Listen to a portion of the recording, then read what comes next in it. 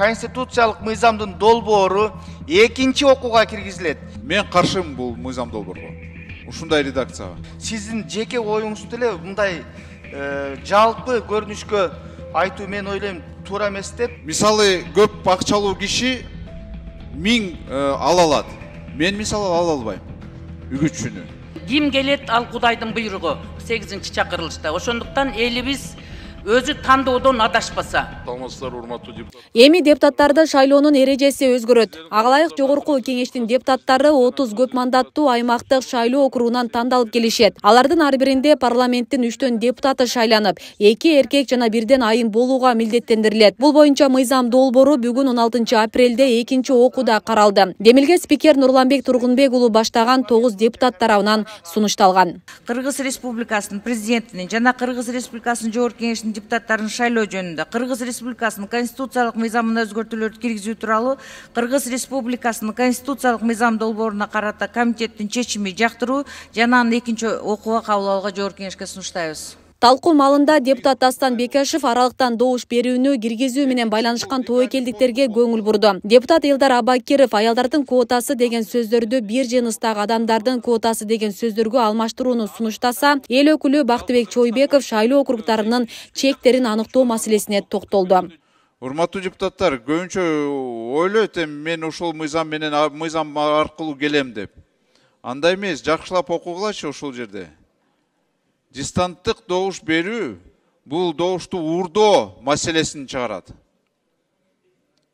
Мисалы 5-6 микрорайондон шайлоочуларды такси менен 1 май районга алып барат. Же наоборот 1 майдан Октябрьский районга алып барат. Зато мына контроль болуп калат, шайлоочунун контроль. Мына чоң риск ушундай болот да. Экинчи бул легальный подкуп болуп калат. 1000 үгүтчү дегенде 5000 сомдон төлөйсүн, 5 миллион сомду бересиң, и уже как минимум сенде 5000 уже шайлоочу бар. Офистен отуруп алып шайлоону кылышат да. Бул акыйкатка адилеттикине эч мындай жарабайт да.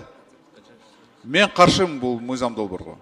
Саясий коррупцияны биз жок кылабыз деп, наоборот, тескерисинче саясий коррупцияга алып баратабыз.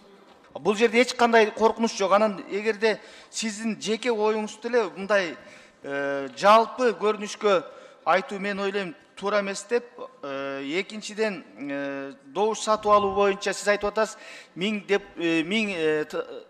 үгүтчү бул көп деп. Бул жерде 1000 үгүтчү болсун деген норма жок. Сөзсүз түрдө деген 1000 үгүтчүгө чейин деп айтылып атат. 100 болобу, 10 болобу, 15 болобу, ал сиз экөөбүздүн өзүбүздүн укугубуз эгерде депутатка бара турган болсок. Бул 63-чү берене боюнча Тынчтык мырза. 3-чү пунктта жазып коюп турбуз. Аялдык квота боюнчачы 30 мандат. Ушул жерге мен сунуш бергемде аялдык деп эле бир жыныс деп жазса кандай болот сиздин оюңуз? Анткени мүмкүн кайсы бир округтан 2 аял 1 эркек келип калат. Эми биз билбейбиз да элдин тандоосу кандай болот.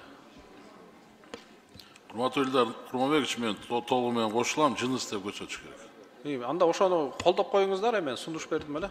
Рахмат.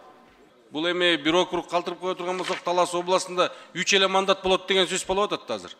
Эми мындай арифметиканы баарыбыз эле санап атабыз да, билип атабыз. Ошон үчүн келечекте ушуну бир карасаңыз, ото Таласта область статусу болуп туранан 3 мандат, 3 депутат болуп калса, бул кандай маселе болуп калат? Бүгүнкү күндө мына кыздарыбыз менен биргеликте 7 мандат менен отурабыз да. Актай Каныбек, сиздин оюңуз эске алынат? Мындан тышкары депутат Талант Мамытов шайлоолордун таза өтүшү үчүн Борбордук шайлоо комиссиясы тарабынан тиешелүү шарттар түзүлүшү керектигин эске салды. Ал эми эл өкүлү Илимбек Кубанычбеков сунушталып жаткан 300 000 сомдук шайлоо күрөсү өзүн өзү көрсөткөн жаш талапкерлер үчүн өтө оор жүк болорун айтып, бул алардын шайлоого катышуусун чектеши мүмкүн деген пикирин билдирди. Ал эми депутат Камила Талиева талапкерлер үчүн муниципалдык же мамлекеттик кызматта кеминде 5 жылдык иш тажрыйбасы болууга тийиш деген норманы мыйзамга кошууну сунуштады. Ушул күрөө боюнча дагы жок дегенде бир туура мурда 100 000 болгон.